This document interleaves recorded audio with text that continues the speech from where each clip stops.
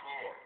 Mulanya saya minta maaf lah yang teramat sangat kerana tak dapat hadir untuk bersama-sama meraihkan komando-komando semua dekat sana. Ya, tak tugas saya kena habiskan ada satu kerja untuk diri di sini.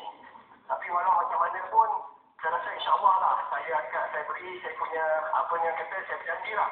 In the future kalau ada function-function atau perkumpulan macam ni akan datang, saya akan cuba meluangkan masa saya untuk bersama dengan Lady Commander untuk berkongsi pengalaman dan menceritakan bagaimana seharusnya seorang komander harus bersedia untuk menghadapi dunia luar.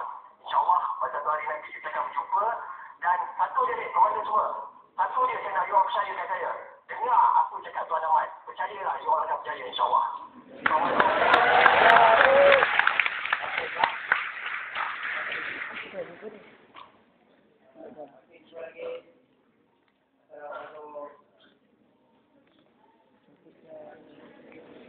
Dahsyat orang punya malam ni.